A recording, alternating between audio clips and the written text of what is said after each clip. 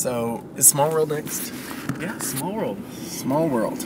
Okay. So, this was one of the first that was on the list of Eddie bought these games, right? And didn't play them. And then we started playing them. In is like, let's play these games that you should play these games, yeah. And I know that I was looking into Smallworld because I had seen it all over the place, and I was like, I really want to play this game, and it turned out Eddie had it. It looks silly as fuck. I liked the art on the front of the box. That's really just what drew me into it. I was like, this looks like an interesting looking game. I wonder how it plays. And then played it.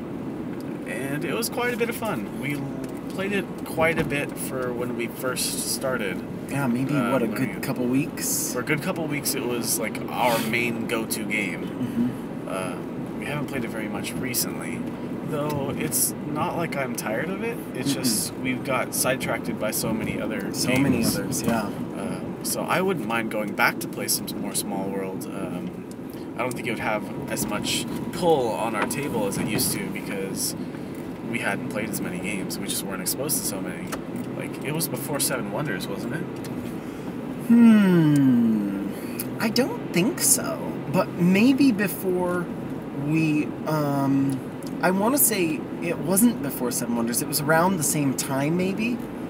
For some reason, I want to say that Seven Wonders took a little bit to kick off, though, too. It did, and that was the thing. Oh, yeah, that's why, because it was before we really picked up Seven Wonders again, because we played, like, that was sitting over there like, ooh, someday we'll play that, but it's, like that. Yeah. And, so we played the one time, and then we never got back to it again, you know.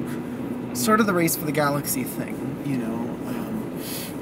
So Smallworld's a lot of fun. It's super, like, Risk light. Like I said, I've never played Risk, so you don't know Risk. Yeah. I can't really tell you how I feel about that. But from what I understand Risk is like, it seems like that would be an accurate statement. It's a real light conquest game. Like Civ-y, kind of, really. Yeah. If you took, like, Civilization and reduced it down to the most basic military stuff, you know, if it was just military version of Civ. But I think the most compelling part is the races and the mixing of that. Like, that's brilliant. Most definitely. As somebody who used to play D&D a lot, it was nice to have a little race and special ability combos. And it's the most interesting part of the game. If you didn't have that in the game, I don't think it would have very much pull to it at all. Yeah. Because it sort of is the game. Yeah, it's very simple in terms of mechanics. So what makes it are the races and the special ability combos. Because that kind of determines how you're going to play. And then I really like the whole thing with, what do you call it, going into decline. Oh, yeah. That where you get to choose to end your empire's sort of dominance at the moment and pick up a whole new one while they still exist and you're collecting off of them. Yeah, I think it's a really clever sort of turn. Yeah, because when I picked up the game, I thought, okay, this is what I'm going to be for the rest of the game. And it's not like that at all. It's very strategic about when you want to go into decline and if you want to go into decline. And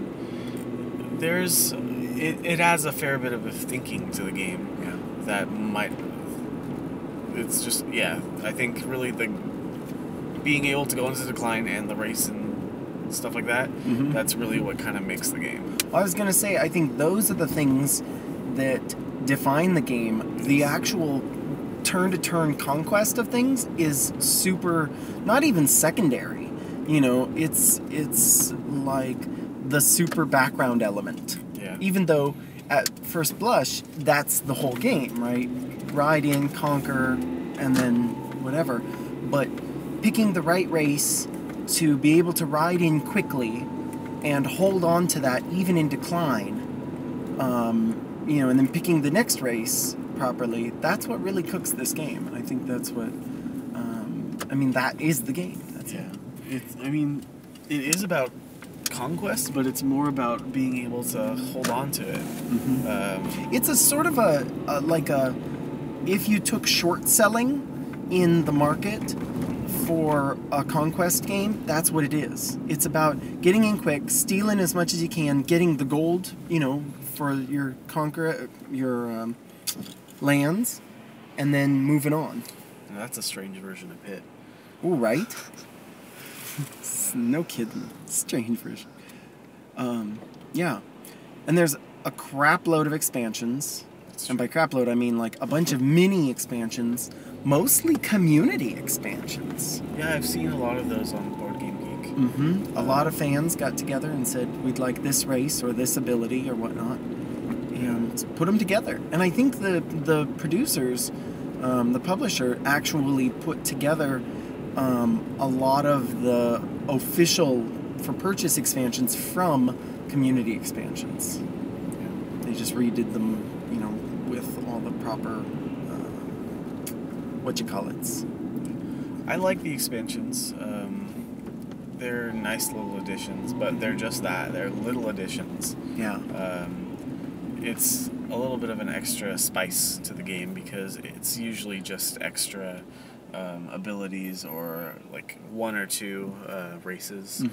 The only difference being like Underground. Underground, a whole different version, standalone of the game. We played that, you and I together, right? First, yes. That was just the two of us. Correct.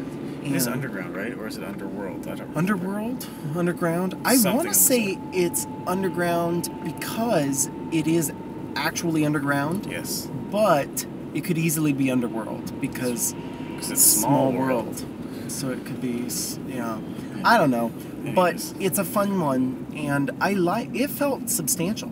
It's a really nice, beefy. I like it more than the original because of the addition of the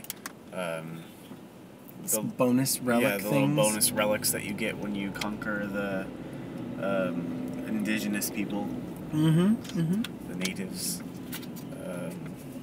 I think that was a good addition to the game, and it really kicks it up a notch. Yeah.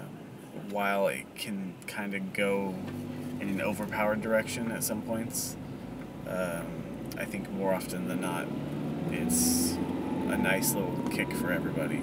Yeah, yeah. I agree.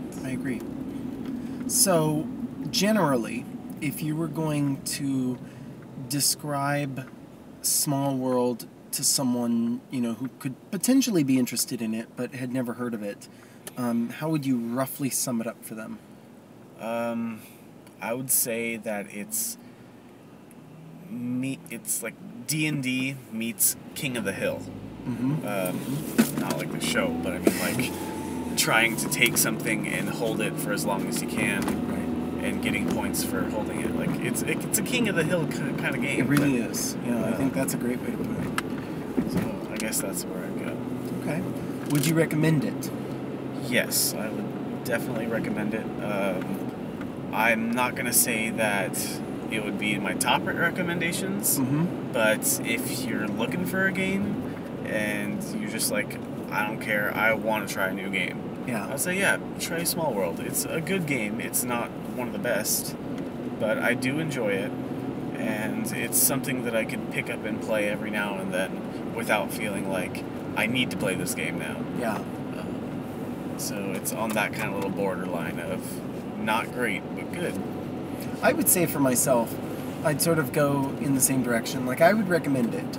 I wouldn't recommend it to everybody because there's, some people that are just going to be put off by the constant conquering stuff, Like, it's funny because Bo, for as much as she doesn't seem to like killing in games, and we've mentioned that, I think, on every single review discussion, she has a good reputation. She's very good at them, and she seems to do very well in Smallworld. I think the art is compelling enough, but it's... but I don't think it's for everyone. And I think on one side, like if you don't like the conquering, that's one reason not to like it. If you do, you might like it too much, and this might not give you enough substance, like something like Civilization or, you know, I want to say,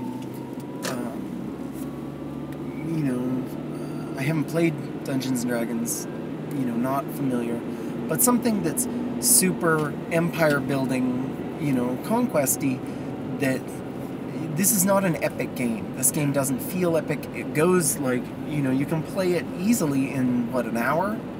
And some change, maybe? You know, Civilization took us 5 and some change. Yeah. You know, now that's empire building. So for me, it's like I really like when I just need that fix, just like you say. You know, at the end of the day, realistically, it's more interesting to see the combinations and the different, it's sort of that's the puzzle, you know.